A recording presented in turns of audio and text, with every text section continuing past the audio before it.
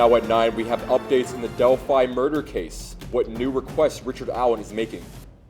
It's a case that should be dismissed immediately. The fraud was on behalf of the court. Plus, former President Donald Trump takes the stand. We learned what he said in front of the courtroom. President Biden announces a new funding plan, how the money will be used. Muncie Animal Care and Services is facing an animal overload. See what steps they're taking to find home for pets. And we saw a record-breaking day here in Muncie. Find out how long those warm temperatures will last. Delaware County's only live television newscast from Ball State University's Unified Media Newsroom. You're watching NewsLink Indiana. There are new developments tonight in the Delphi murders case. The suspect filing to have his previous defense team reinstated. Thank you for joining us at 9. I'm Dima Robinson. And I'm Morgan Fisher.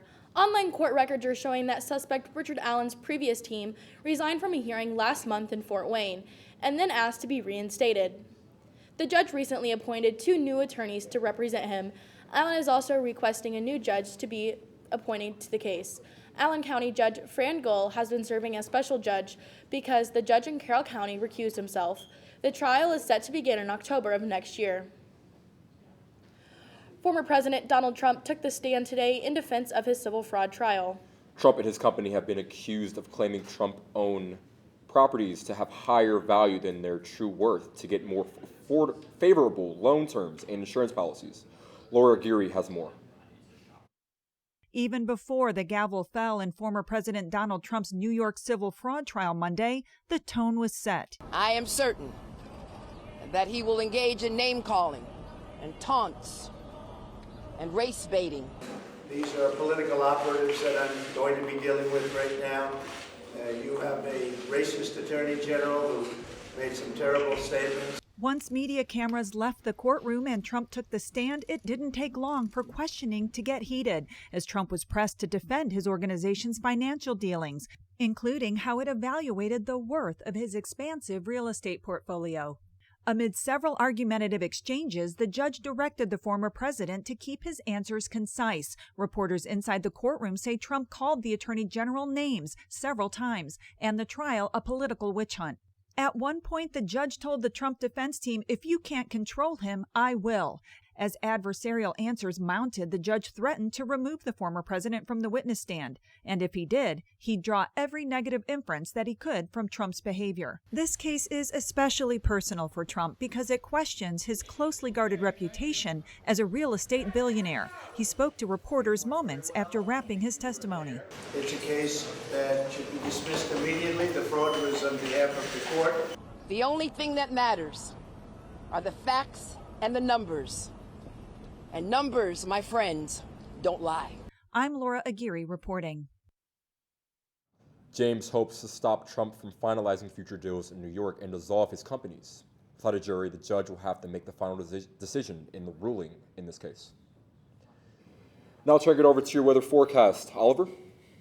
Yeah, we have been seeing those warm temperatures all throughout the day. We actually broke the record set back in 2020 just by 1 degree. And we're still seeing some pretty warm temperatures around the state. 69 degrees here in Muncie, 70 degrees in Terre Haute, definitely cooling down a little bit from what our high was today. But these warm temperatures aren't going to stick around for too much longer, as we are going to be having some rain midweek, and then we'll be getting back to some mild temperatures, but gusty tonight. I'll have a look at that and more in my full forecast later in the show.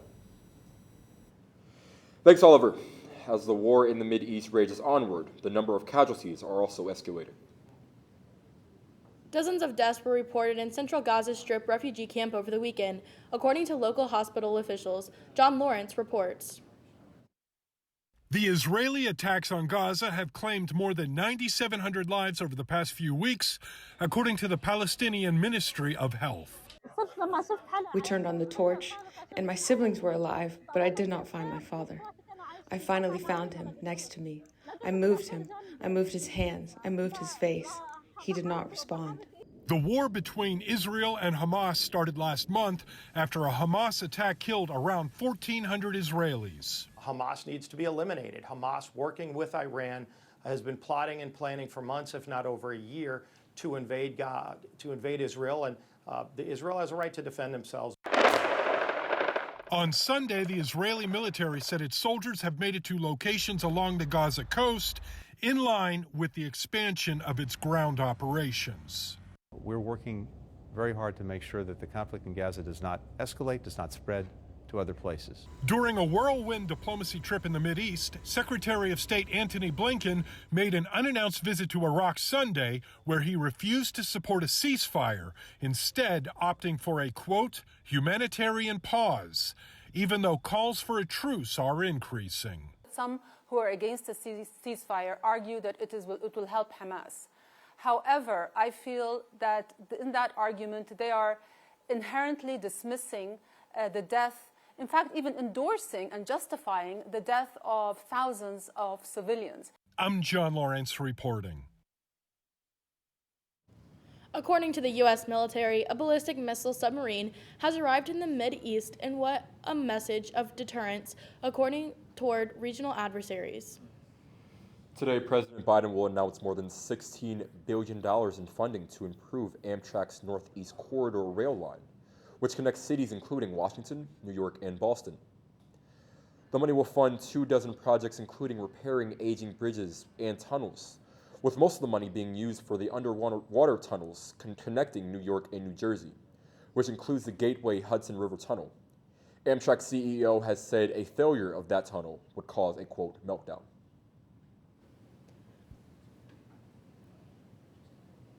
For the past 2 weeks, Muncie's Animal Care and Services had to put a freeze on the intake of cats and dogs. This is due to an immense influx of animals that had to be taken in. The last time Max saw an intake due to incapacity was in August.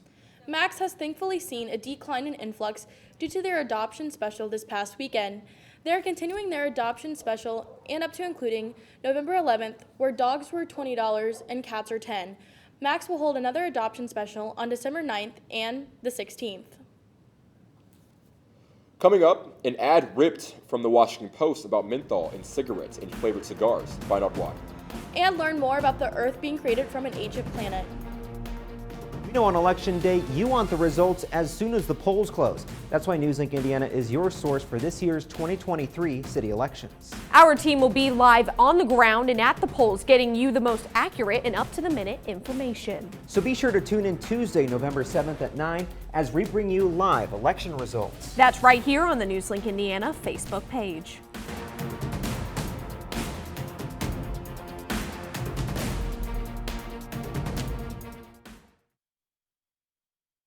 I don't think that many kids in my son's school even do it. He makes fun of his friend who vapes. He would never try it. She's into soccer. She's on the honor roll. She's just not the type.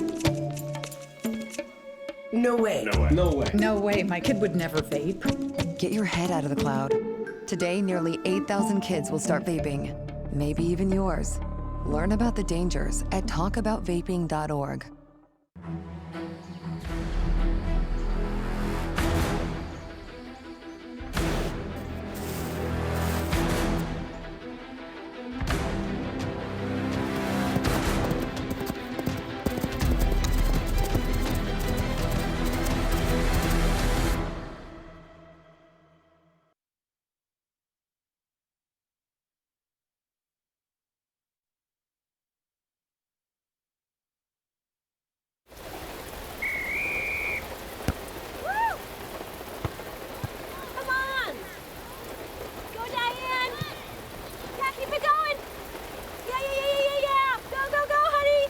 If you love them enough to drive an hour to cheer them on as they get beat 11-0 in the rain, then surely you'll check NHTSA.gov/the-right seat to make sure they're correctly buckled in the back seat. Throw that ball, Diane. Woo! You got this. What if you could feel in control of your retirement in just a few clicks? At aceyourretirement.org, you can. Start with a free 3-minute chat with Avo, your friendly digital retirement coach. Just answer some simple questions like, how do you feel about your ability to save for retirement? Or in how many years do you want to retire? To get free action items customized just for you. Get your retirement back on track at aceyourretirement.org. Welcome back. Dozens of health aid organizations took out a full-page ad yesterday in the Washington Post in support of federal ban on menthol in cigarettes and all flavored cigars. Those organizations include American Heart Association and the American Medical Association. The ad read, quote, "The answer is clear. Saving lives starts by ending the sale of menthol cigarettes and all flavored cigars." This follows the Food and Drug Administration's 2022 proposed product standard on the issue. The U.S. Centers for Disease Control and Prevention is expanding surveillance at 4 major U.S. airports. CNN's Ivan Rodriguez explains how the program works and what else the CDC is doing to prevent the spread of illness this holiday season. As the holidays approach, families gather, temperatures dip, and health concerns rise. Being indoors in close proximity to each other, and that is usually what kicks off respiratory virus season. Heading into the busy holiday travel season, the CDC is expanding its infectious disease surveillance program at 4 airports to now test for more than 30 pathogens, including flu and RSV. The key to it all is that the traveler really provides us with early critical information that can help us find things before they spread in our communities and helps public health officials determine what prevention and intervention measures will be needed. The program began in 2021 to track COVID variants, collecting nasal swabs from volunteer travelers and analyzing wastewater from certain flights. We hope to do the same and have the same success with early detection and filling in the gaps with other respiratory viruses. For travelers hitting the road this holiday season, Dr. Sidney Friedman with the CDC recommends taking a few steps to help keep you and your family healthy. Basic things like hand washing are really always good measures, not touching your face, carrying alcohol-based hand sanitizer if you're not going to be able to wash your hands. According to data from the CDC, the rate of COVID-19 hospitalizations remains steady, while flu season is ticking up slightly throughout the country. A new theory about Earth's development may answer many mysteries scientists have been searching for. There is a wide agreement among scientists that an ancient planet is likely smashed into the Earth as it was forming, spewing debris that formed the moon we see today. They call the giant impact hypothesis, but they've also wondered what happened to the ancient planet called Theia after the collision. No leftover fragments have been found in the solar system, but leaving many to believe Theia's fragments were blended in the fiery cauldron of Earth's interior. Portions of the ancient planet could rest just 1,800 miles below the Earth's surface. Well, we aren't going to be seeing any planets be hitting Earth, but we hopefully won't be seeing too many more warm temperatures hitting us either. I'll have how long these warm temperatures will last after the break. Dear moms and dads, what you have achieved here today is going to help us and our futures. It is why we are coming up on stage to collect your diplomas. You know it's true. Mom, we love you always. Everything I do. When you graduate, they graduate. Visit finishyourdiploma.org to find free and supportive adult education centers near you. Hi, I'm Smokey Bear, and I made an assistant to help you prevent wildfires. Dude, I've got this. I've been camping since I was 5 years old. But I am a camping influencer. You know what? I'll bet you $5. Okay. Assistant Smokey, what is the best way to put out a campfire? To put out a campfire, drown with water, stir, drown again. Then make sure the fire is out cold by feeling with the back of your hand. Wait, really? I'll take the $5. When I was growing up, my mom was extremely tidy. We were trained to put things back where we got them from. One day, when I walked into my mom's house, I felt like I walked to someone else's house. There was stuff everywhere. And just growing up the way I grew up and to see this transition was very alarming. When Sean talked to me, it was a wake-up call, and that's when I went to the doctor.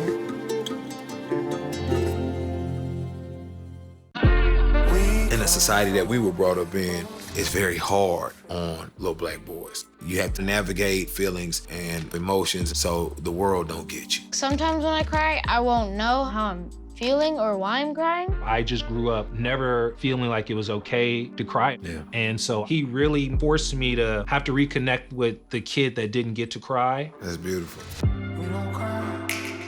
We gon' take our piece of the pie. Welcome back to NewsLink Indiana. I'm Assistant Chief Weather Forecaster Oliver Moster here with a look at the week ahead. Starting off with these current temperatures, again, still seeing those warmer temperatures stick in our area. 69 degrees here in Muncie. In the 70s as you make your way further down in the state, 58 degrees there in Lafayette. And as we zoom a little bit closer to Muncie and the surrounding counties, we can see that those 70s are still lingering a little bit there in Portland, but most of the area is starting to get into the 60s and even dropping into the low 60s up there in Marion. But this is a stark difference than what we saw at this time yesterday. We are 25 degrees warmer than we were yesterday here in Muncie. Almost 20 degrees up there in Fort Wayne, almost 30 degrees warmer there in Shelbyville. But again, hopefully these warm temperatures aren't going to last for too long, but they did last pretty long today. We broke the record. Record was only set 3 years ago in 2020, 73 degrees, and we topped it at 74 degrees around 3 p.m. So again, these warmer temperatures here for today, maybe here for Wednesday, but after that, definitely going to be dropping off a little bit. Looking at the current radar, mostly clear, just some high-level clouds, a couple spotty showers as you're making your way through Ohio. And that's going to be mainly the weather story for tonight. 50 degrees for your low, winds coming from the west-southwest around 10 to 15 miles per hour, gusting up to 25 miles per hour, and those are going to be bringing some warmer air into our area, and that's why we were seeing so high of temperatures today. So the feels like temperature for tonight is most likely going to be a little bit warmer than that 50-degree point, but still might want to grab a light jacket on your way out. Also might want to grab a light jacket as you're making your way to the polls tomorrow. Tomorrow is Election Day. Polls, I believe, open around 8 o'clock, and they do close at 6 p.m. So make sure you are getting out there and voting. And again, cool as you make your way through the morning, but as we go into dinner time, you are going to be seeing those warmer temperatures continue. 65 degrees for your high for tomorrow. And we are going to be seeing those warmer temperatures definitely fall off midweek, and that's associated with a little bit of a weather maker coming through here on Wednesday. As you can see here on the Precision Cast, Wednesday 9 a.m. start to see some spy showers in our area, and then we see this large band of precipitation taking up most of northern Indiana. Going to be seeing some more widespread showers there Wednesday night, making your way into Thursday morning, and then a little bit of cloud coverage on Friday, but mostly clear as you make your way through the weekend. But we do see those colder temperatures return. Again, 72 degrees here on Wednesday, 70% chance of rain in the PM. Starting to see these 50s come back, 53 degrees there on Saturday, 32 degrees there for your low between Saturday and Sunday. So again, seeing those fall-like temperatures return, we just have to stick a little bit longer in these 70-degree days before we get back to those seasonal temperatures. Thank you, Oliver. I'm so excited for our weather to drop to make it feel like Christmas. Oh, yeah. Well, I mean, you know what's between Christmas and now, Thanksgiving. So I'm excited for that. Gobble, gobble. One Ball State squad is taking flight, and one local high school program looks to keep climbing the mountain. All that and more next in sports. Where did the time go? I don't know how I got here. You've done the hard part. You quit smoking. Now do the easy part and get scanned for lung cancer. If you smoked, you may still be at risk, but early detection could save your life. Talk to your doctor and learn more at savedbythescan.org. If I could be you, and you could be me for just 1 hour. If we could find a way to get inside each other's minds. Walk a mile in my shoes. Walk a mile in my shoes. Well, before you abuse, criticize, and accuse. Walk a mile in my shoes. After retiring from the NFL, I've been able to spend a lot more time coaching my daughter's basketball teams. It's something I love to do. Through our games and our tournaments, we see all types of coaching, good and bad. And it begs the question, do we really know who's coaching our kids? Do they have the proper training and screening it would take for me to be comfortable with my daughters playing for that coach? Our Youth Basketball Association made the decision to use trusted coaches to screen and train all of our coaches. I'm a trusted coach. Are you? Touchdown! Oh, did you see that? Whoa, we scored? Yeah, we scored. We're going to the playoffs. I can't believe I missed that. Every time I'm buzzed, I spend too much time on my phone. What? I should take your phone away. No. I'll call for a ride. Wait, why does my face look like that? I'm playing with these new face filters. Okay, you know what? Yep, that's mine. Kevin, I need that back. No. Kevin! Welcome back to NewsLink Indiana. I'm Jake Dickman with sports. Women's basketball hosts Tennessee Tech today for Trip Day as they invite local grade schools to the game. NewsLink Indiana's Dakota Atwood has more. It's the season opener and the annual field trip day for Ball State women's basketball. Students from all over the Muncie area and some even from the Indianapolis area showed out to watch the Cards tip off for the first time this season. Head coach Brady Sally was of course fired up. You gotta believe that there's a kid or two, hopefully more, that are sitting up there and they're watching. And they're really paying attention. And something strikes a chord in them to where they go, I'm gonna do that. I wanna be zero. I wanna be that Hampton kid.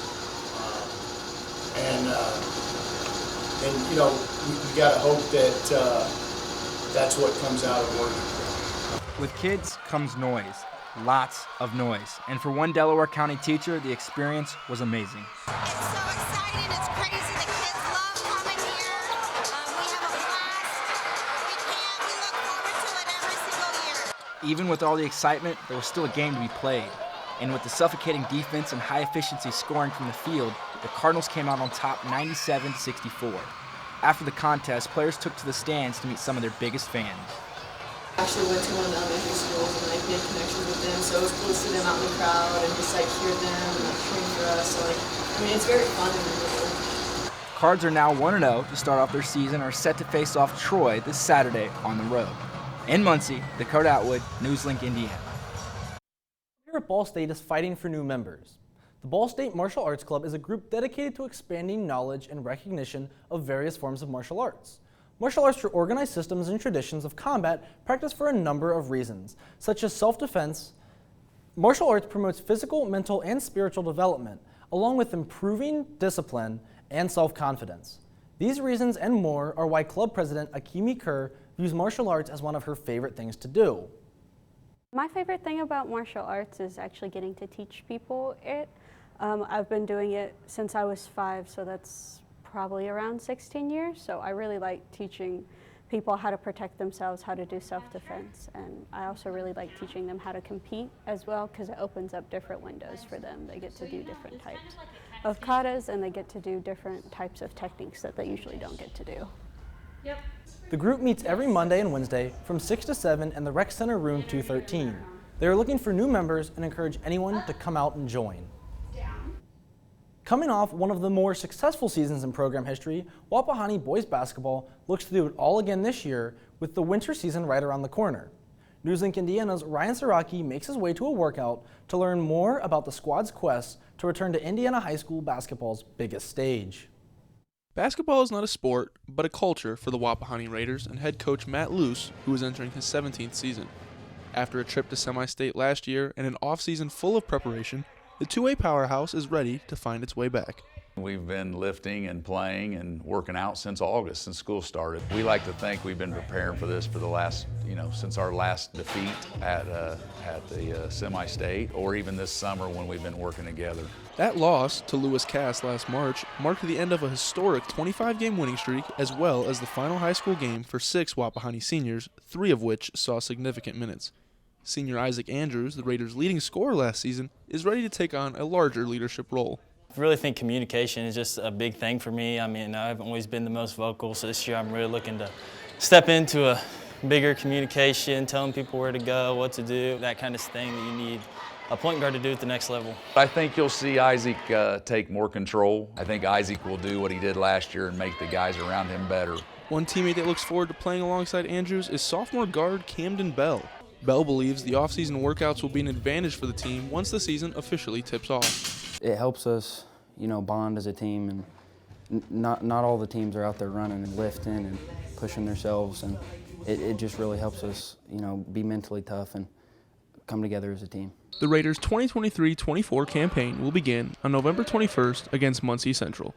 In Selma, Ryan Siraki, NewsLink, Indiana. 1, 2, 3, team. I must tell you guys, it's great to see a younger generation getting to enjoy Ball State women's basketball. It's just amazing to see. Getting the opportunity, honestly, to spark their interest in something they may honestly have a career in, maybe. Absolutely. Just interest in general, yeah. Absolutely. After the break, Emma Matlock has your campus coverage. Plus, we have one final look at your weather. Stay with us. We're all just trying to keep things running for those who rely on us. That's why we don't have time to be sick with the flu. We don't have time for delays. We don't have time for spills. Next. We don't have time for setbacks. Let's be real. Getting the flu shot helps you fight the flu. Get a flu shot for yourself and those around you too. My mother was always very familiar with her neighborhood, but one day she stopped at the stop sign for much longer than usual, and she didn't know whether she should go forward or turn, and she wasn't even really sure where she was at. It was very unsettling for her. I felt so much better after my son told me, "Mom, I don't want you to worry or be afraid. I'll be there for you and we'll figure it out." Regardless of where you are on your path to retirement, you can still take charge of your financial future today. Visit aceyourretirement.org and answer a few questions from Avo, your friendly digital retirement coach, for free tips, resources, and advice customized for your situation to help you feel confident and prepared for retirement. Retirement looks different for everyone. Make sure you're prepared for your financial future at aceyourretirement.org.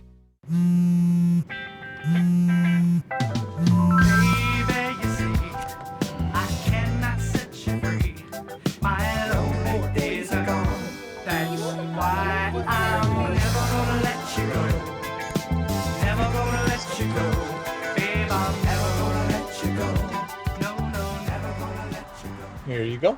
Thank you. Thank you.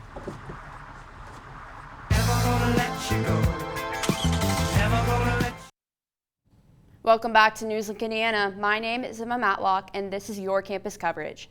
Students who live in the dorms might want to keep their IDs on hand as much as possible after a new adjustment has been made to residence hall access hours. Recently, Housing sent out an email alerting students of the change. According to Housing, effective as of October 23rd, external entrances to residence halls will be locked from 10 p.m. to 10 a.m. During those times, residents will only be able to access their dorms with their Ball State ID. According to an email sent out by Housing, residence hall residents who have comments or concerns can contact their residence learning coordinator or assistant residence learning coordinator. We've reached out to Housing for additional comment, but have not heard back yet. And let's send it over to Oliver with one final look at weather.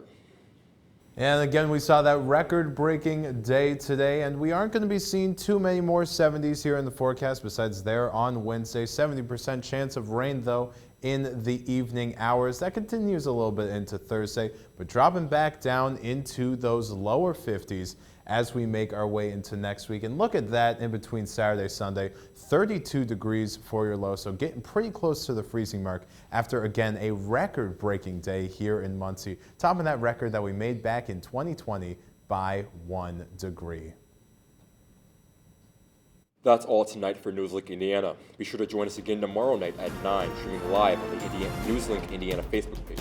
And for news, anytime, anywhere, go to ballstatedaily.com. Have a great night.